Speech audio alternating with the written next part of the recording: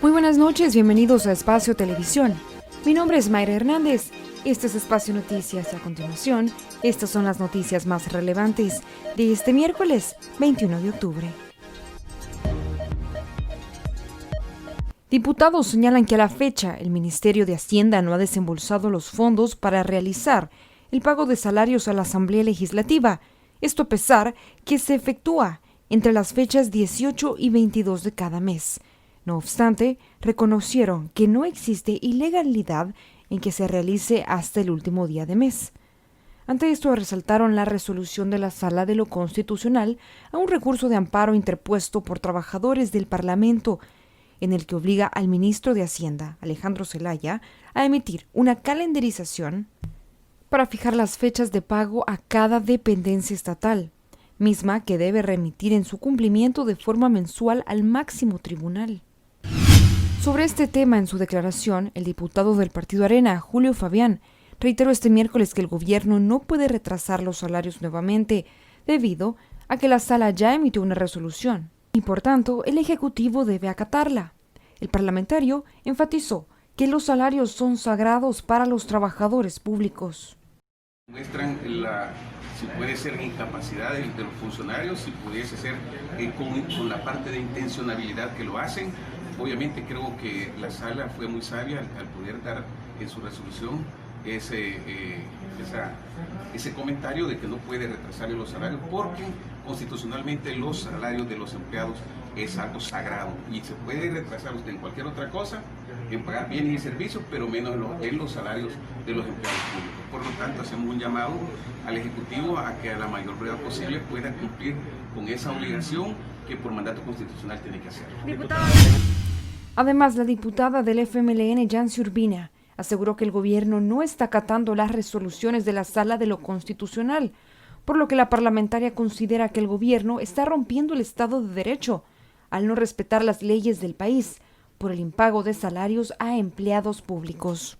En realidad estamos frente a una situación bien problemática del país, donde el incumplimiento viene desde los funcionarios de este gobierno. En realidad estamos en este país en una situación bien delicada, porque no solamente se hace una manipulación con respecto a las cifras, a los ingresos, sino que además hay un incumplimiento de ley. La Sala de lo Constitucional ya emitió sentencias al respecto, incluso ha hecho medidas precautorias.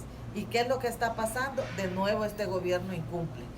Esa situación de incumplimiento a las sentencias también ya es preocupante en el sentido de que está claro que este gobierno está rompiendo con todo el Estado de Derecho y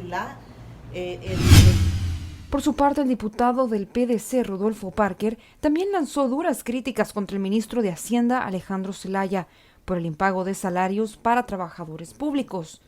Al igual que las demás fracciones legislativas, el parlamentario reiteró que existe una resolución de la Sala de lo Constitucional que el gobierno debe cumplir obligatoriamente.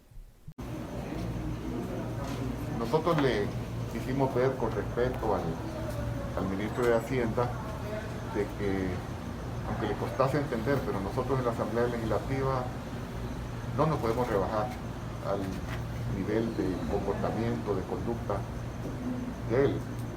La verdad que es un funcionario que no está a la altura del cargo, está cometiendo delitos, no tengo ninguna duda, está reteniendo fondos, no sé qué estará ocurriendo con los ingresos.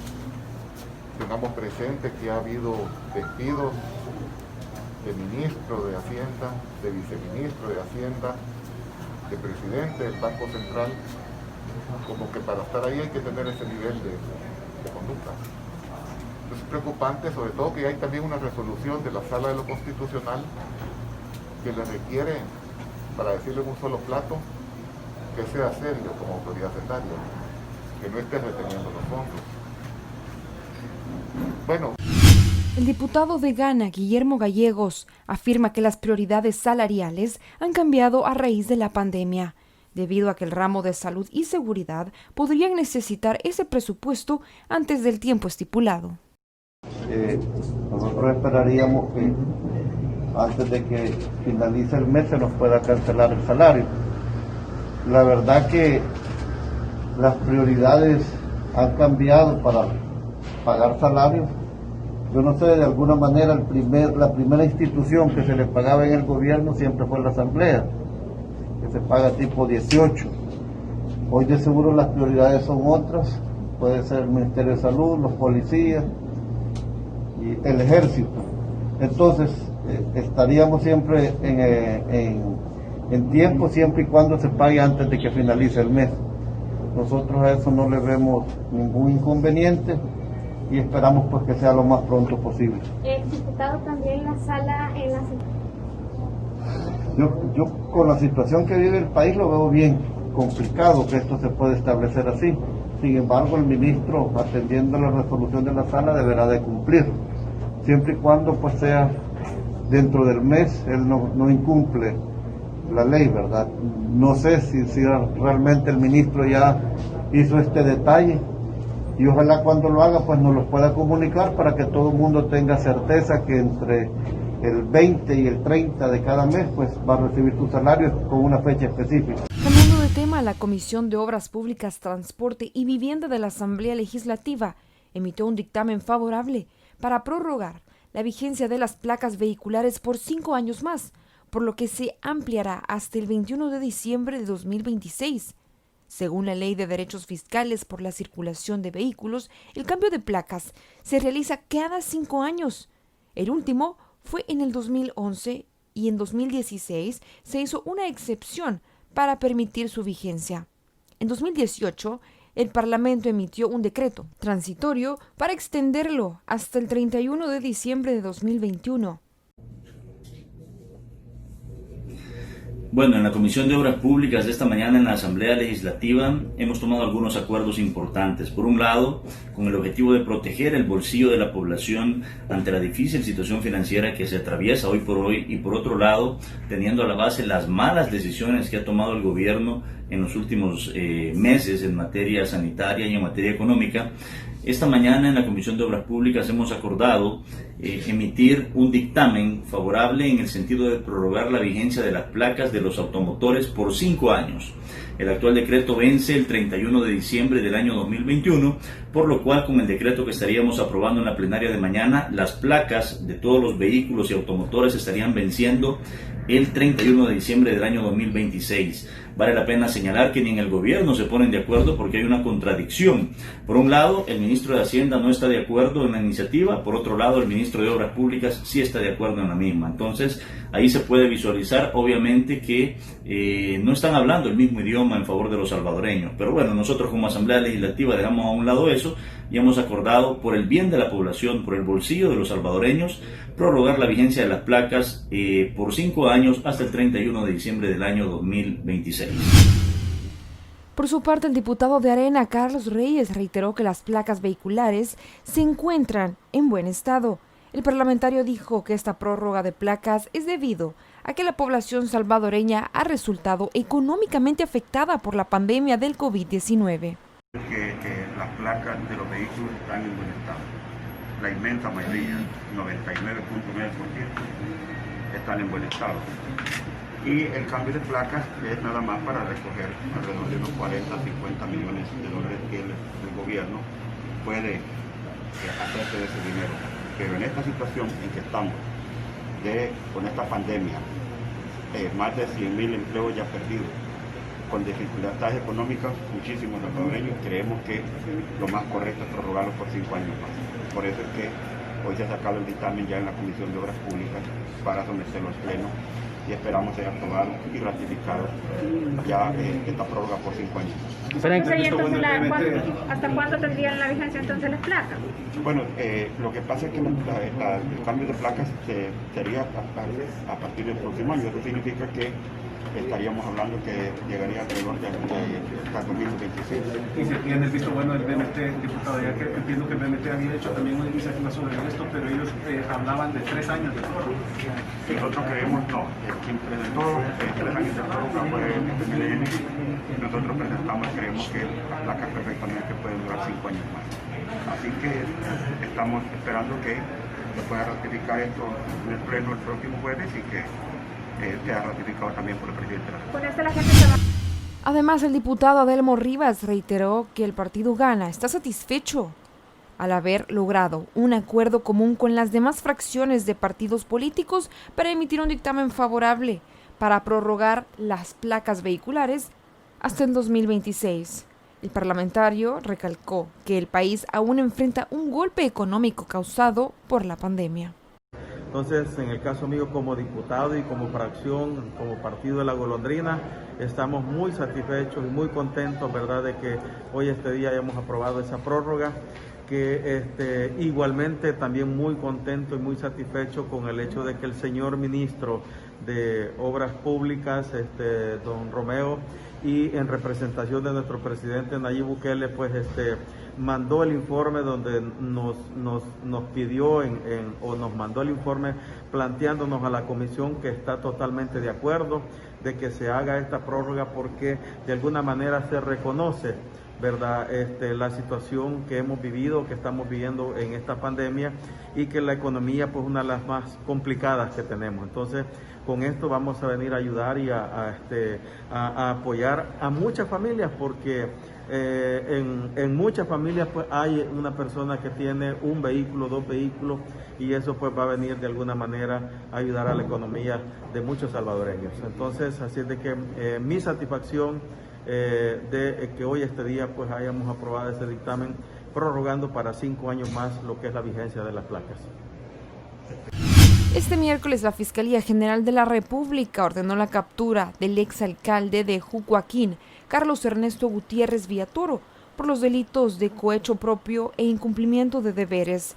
Según la acusación, Gutiérrez Villatoro, quien gobernó el municipio ubicado en La Unión entre 2012 y 2015, realizó una obra no justificada para favorecer a un constructor identificado como Carlos Arturo Mejía, también vinculado al proceso. Las investigaciones indican que Mejía, en su calidad de representante legal de la sociedad M&M SADCB, fue favorecido para obtener el contrato de construcción de la nueva sede edilicia y la remodelación del salón de usos múltiples. A cambio, se le entregó dádivas a Gutiérrez Villatoro que ascienden a $32,000. Por el momento, el requerimiento se está fundamentando con los elementos de prueba que se han obtenido a lo largo de la investigación y otras que se obtuvieron al realizar los allanamientos en las viviendas de los involucrados en San Miguel y Nahuizalco, Sonsonate. A partir de este día, el Ministerio Público tiene un plazo de 72 horas para presentar el requerimiento en el Juzgado de Paz en la jurisdicción que cometieron los hechos. CEL lanzó este miércoles el concurso público internacional para la elaboración del diseño de una planta generadora de energía eléctrica por medio de biogás, la cual logrará descontaminar el 70% del agua del río Acelhuate. De acuerdo al presidente de la Autónoma, Daniel Álvarez, la planta de generación eléctrica es un proyecto que permitirá convertir gases de efecto invernadero en energía, convirtiendo los residuos que liberan cantidades de gas metano en un recurso valioso. Además, que este será un proyecto autosostenible que beneficiará a 21 familias, ya que el río Acelhuate llega hasta el río Lempa, considerado como el río madre del país. Este día, diputados miembros de la Comisión Especial de Antejuicio en contra de Arturo Magaña acordaron quitar el fuero al diputado, quien en agosto protagonizó un grave accidente de tránsito. La Comisión Especial de Antejuicio contra el diputado Magaña votó en acuerdo mutuo para que el parlamentario responda ante la justicia en tribunales. A la petición del desafuero y se declare al lugar a formación de causa en ese sentido en contra del diputado Magaña, por favor votar. Por unanimidad, se vota en la comisión. Nada más tendríamos que indicar algunas situaciones a la parte técnica para ir finalizando este proceso. La Cámara Primera de lo Penal de la Primera Sección del Centro admitió la acusación fiscal y decretó la apertura de juicio contra el magistrado Eduardo Jaime Escalante Díaz. La resolución fue dada a conocer este miércoles por la Fiscalía General de la República, con el objetivo de investigar la acusación impuesta por la madre de una menor de 10 años de edad, a quien supuestamente agredió sexualmente. El embajador de Estados Unidos en El Salvador, Ronald Johnson, fue consultado sobre el contexto de una reunión que sostuvo con el magistrado de la Sala de lo Constitucional, Aldo Kader Camilot, la semana pasada, y fue compartida por el propio funcionario en redes sociales. Johnson publicó en su cuenta oficial de Twitter una fotografía con el magistrado constitucionalista, acompañado con la cita. Ayer me reuní con el magistrado Kader de la Corte Suprema para discutir responsabilidades vitales de la Corte y la Sala de lo Constitucional, para interpretar la Constitución y garantizar la igualdad de justicia para todos los salvadoreños. Los comentarios a favor y en contra no se hicieron esperar. Algunos cibernautas cuestionaron la finalidad de una reunión y otros usuarios se mostraron a favor del encuentro. Al respecto, el embajador manifestó ayer que cuando se reúne con autoridades salvadoreñas o algún representante de un órgano de Estado es para conocer los procesos que ellos llevan a cabo y saber cómo podrían trabajar juntos. That the Constitution is followed and that the democracy is strong. Nosotros apoyamos a cada rama del Estado y apoyamos el trabajo que ellos hacen para que la democracia sea fuerte y el trabajo que ellos realizan. Political support one way or the other. I meet with everyone. Y por eso quiero resaltar y quiero aclararles a los medios de comunicación que si ustedes ven que yo me reúno con alguna persona en específico, no es que les esté dando el apoyo político a esta persona. Yo me reúno con todos los sectores. Cambiando de tema, la Fiscalía recuperó los cadáveres de 2 personas que desaparecieron en el año 2018 y por lo cual son procesados 15 pandilleros.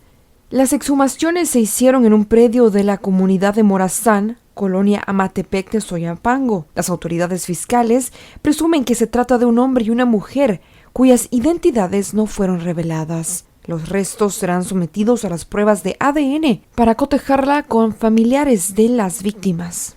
Sí, efectivamente, por el momento nos encontramos realizando la exhumación del hallazgo de 2 osamentas, el cual, según información preliminar, se establece que es un hombre y una mujer, los cuales fueron hechos ocurridos en el año 2018 en la colonia Amatepec, final pasaje 6 y comunidad Morazán de la jurisdicción de Soyapango. Este hecho fue realizado por miembros de la pandilla 18 revolucionarios. Son un aproximado de 15 sujetos los que están siendo procesados actualmente por diversos delitos. Tenemos entendido que ya hay un proceso judicial abierto. ¿Por qué delitos y ahora va a cambiar o cómo es? Sí, efectivamente, actualmente se tiene un proceso en el cual se están acusando a estas personas por los delitos de agrupaciones ilícitas, privación de libertad agravada, así como limitación ilegal a la libertad de circulación. Con el hallazgo de estos cuerpos, la calificación jurídica cambiaría al delito de homicidio agravado. Los sospechosos ya están detenidos, nos comenta. Efectivamente, por el momento hay 13 personas detenidos, miembros de la pandilla 18 revolucionarios, y hay 2 en calidad de ausentes por el momento. El Tribunal Sexto de Sentencia de San Salvador suspendió el juicio contra el sacerdote José Venancio Boror Uz, acusado de agresión sexual agravada continuada en perjuicio de 2 menores de edad. La suspensión se debió a que el procesado no fue trasladado a dicha sede judicial. Además, los abogados defensores esperan una resolución de la Cámara Segunda de lo Penal por falta de acción o atraso en el proceso judicial en su contra. Según el expediente judicial, los hechos se le atribuyen al sacerdote de nacionalidad guatemalteca, que habrían sucedido en el año 2017 en las instalaciones de la iglesia Nuestra Señora de Lourdes, del barrio Lourdes en San Salvador. Las investigaciones detallan que el sacerdote aprovechaba que se quedaban a solas con las niñas para realizarles tocamientos en sus partes íntimas. Al parecer, una de las madres de las ofendidas leyó en el diario personal de las niñas lo que el sacerdote supuestamente le habría hecho. El sacerdote también se encuentra a la espera de otro proceso que lo llevarán a cabo en el Tribunal Quinto de Sentencia. Un incendio se generó esta mañana al interior de una floristería ubicada frente a la Palazuela El Pilar, en el municipio y departamento de San Vicente. El fuerte incendio provocó alarma en los vendedores del lugar, debido a la fuerza que tomó el fuego dentro y fuera del establecimiento. Una pipa fue trasladada al lugar para apoyar las labores del siniestro. Bomberos controlaron el fuego y no registraron personas lesionadas. La PNC registró este miércoles la captura de 2 sujetos que se dedicaban a robar en diferentes puntos de San Salvador. Los sujetos fueron detenidos en la calle San Antonio Abad, donde les incautaron varias tarjetas de crédito, débito y documentos de identidad al interior del vehículo, al cual dañaron las placas. También encontraron guantes y lámpara de mano, artículos que utilizaban para cometer los delitos. Ambos serán procesados inicialmente por el delito de receptación. Por los delitos de agresión sexual y remuneración por actos sexuales fue enviado a la cárcel el director del Centro Escolar de la Libertad, informó este miércoles la Fiscalía General de la República. Según las autoridades, el hombre identificado como Armando Arquímez Madrid Rivas es acusado de agredir sexualmente a una niña de 9 años y pagarle para que no lo denunciara. Ayer, el procurador de la Defensa de los Derechos Humanos, José Apolonio Tobar, reconoció el trabajo que realiza la Fiscalía en cuanto a los casos de violencia sexual de lo que son víctimas menores de edad. La Procuraduría indicó que la Fiscalía investiga 1.135 personas por dichos delitos y destacó que a la fecha el Ministerio Público ha logrado la judicialización de 389 casos. Para la Procuraduría, lo anterior, las autoridades están enviando un mensaje de cero tolerancia a la violencia de carácter sexual que sufren los menores de edad en el país. Aprovecharon para hacer un llamado a la población a denunciar este tipo de hechos u otros a los que atente contra los derechos de niños y adolescentes. 7 personas, entre ellas 2 menores, comparecieron ante un juez en Francia por complicidad de asesinato terrorista en el caso que investiga la muerte de Samuel Paty, profesor de historia decapitado el viernes. 7 personas han comparecido ante la justicia francesa por complicidad de asesinato terrorista tras la decapitación de un profesor que mostró en clase caricaturas del profeta Mahoma. Entre ellos hay 2 menores de 14 y 15 años que están acusados de haber mostrado al homicida Abdullah Kansorov, quien era el docente que buscaba. De las investigaciones se desprende que a su llegada a los alrededores del colegio, cerca de las 2 de la tarde, Abdullah Kansorov buscó identificar a su futura víctima y se acercó a un estudiante, ofreciéndole una suma de 300 a 350 euros. El universitario que aceptó recibió una parte de la suma y se quedó con el agresor hasta la llegada de otros compañeros poco antes de las 4 de la tarde. Según fuentes cercanas al caso, el asesino, un joven refugiado de origen ruso-checheno, envió un mensaje de audio en un ruso poco claro en el que dice que vengó al profeta, reprochando al profesor haberlo mostrado de manera insultante. Entre los demás sospechosos figuran el padre de una alumna que inició la movilización mediante videos en las redes sociales, tras el curso sobre libertad de expresión que impartió el profesor el 5 de octubre. La Fiscalía de París anunció una quincena de investigaciones por hechos de apología del terrorismo, amenazas de muerte o provocación. Según el fiscal, el atentado se enmarca en un contexto de llamados a asesinatos lanzados tras la republicación de las caricaturas de Mahoma por el semanario satírico Charlie Hebdo a principios de septiembre, antes del inicio de los juicios por los atentados contra esa publicación y por la misma causa en 2015. El Santo Padre se ha mostrado por primera vez a favor de que pueda haber una ley de unión civil para homosexuales. Así se recoge en el documental titulado Francesco, del director Evangelini Afisevsky, que se ha estrenado en el Festival de Cine de Roma. El Papa Francisco se manifestó a favor de que las parejas homosexuales sean protegidas por leyes civiles. En un documental presentado el miércoles en Roma, el jefe de la Iglesia Católica indicó que las personas homosexuales tienen derecho a estar dentro en una familia, son hijos de Dios, tienen derecho a una familia. Añadió que no se puede echar de una familia a nadie, ni hacerle la vida imposible por eso. y que lo que hay que hacer es una ley de convivencia civil, porque tienen derecho a estar cubiertos legalmente. El documental, realizado por el estadounidense de origen ruso Evgeny Afinevsky, fue presentado en la Fiesta del Cine de Roma. En sus declaraciones, el pontífice hace referencia a su batalla en Argentina, cuando era arzobispo de Buenos Aires, a favor de una ley para las uniones civiles y a su oposición a llamar matrimonio a esa unión. En ese entonces, su posición sobre un tema que divide a la Iglesia había sido considerada ambigua. Tras su elección en 2013, Francisco adoptó un tono más tolerante hacia la comunidad LGBT, lanzando su famosa frase, ¿quién soy yo para juzgar?, y recibiendo en varias ocasiones a parejas homosexuales en el Vaticano. España ha superado este miércoles el 1.000.000 de contagios por COVID-19 en las últimas 24 horas y se han notificado casi 17.000 nuevos casos y 156 muertes, elevando el total de fallecidos a 34.366. Mientras tanto, sigue sumando ciudades confinadas para enfrentar la segunda ola de la pandemia. España ha superado este miércoles el 1.000.000 de contagios por COVID-19. En las últimas 24 horas se han notificado casi 17.000 nuevos casos y 156 muertes, elevando el total de fallecidos a 34.366. Mientras tanto, sigue sumando ciudades confinadas para frenar la segunda ola de la pandemia. Este miércoles han sido Burgos y Aranda de Duero. El jueves será la región de Navarra. También siguen subiendo los colores de la alerta en el Reino Unido. La región de South Yorkshire, en el norte de Inglaterra, entrará el sábado en la categoría 3 de la alerta sanitaria, la máxima establecida, endureciendo aún más las restricciones. Bares y pubs tendrán que cerrar sus puertas y estarán prohibidas las reuniones familiares.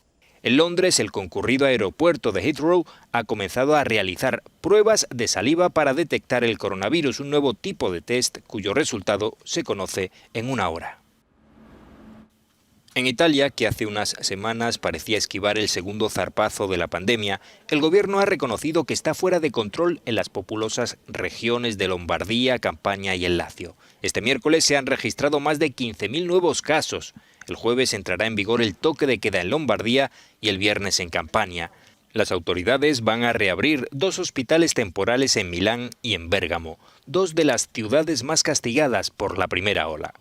Alemania tampoco esconde su preocupación tras registrar más de 7.500 casos en las últimas 24 horas, la segunda cantidad más alta desde que comenzó la pandemia.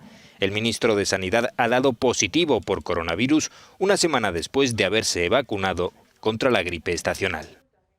En los deportes, el Manchester United anunció este miércoles una pérdida de $30 millones para el ejercicio 2019-2020, cerrado el 30 de junio y lastrado por la pandemia de COVID-19 y la ausencia del club de la Liga de Campeones. Los ingresos cayeron en $152.7 millones hasta quedarse en $665 millones, penalizados por la larga interrupción de competencias impuestas en el marco de las medidas contra el coronavirus, indicó el club de Old Trafford. Los ingresos producidos en los días de partido cayeron $27.6 millones y la tendencia será la misma mientras no vuelva a permitirse público en los estadios. En los espectáculos, la saga principal de Rápidos y Furiosos llega a su fin. Vin Diesel ya había adelantado anteriormente la posibilidad de terminar la franquicia con una 10ª película. Sin embargo, en lugar de ser una única cinta final, Universal Pictures ha confirmado que la saga tendrá un desenlace de 2 partes, ambas dirigidas por Justin Lin. Según informa Deadline, habrá 2 películas de la taquillera saga, más después de Fast and Furious 9, que llegará a los cines el año que viene, tras sufrir varios retrasos por la pandemia de coronavirus. Aún no se conoce cuándo comenzará la producción de esta doble entrega. Gracias por compartir Espacio Televisión. Yo soy Mayra Hernández. Esto es Espacio Noticias. Y usted está informado.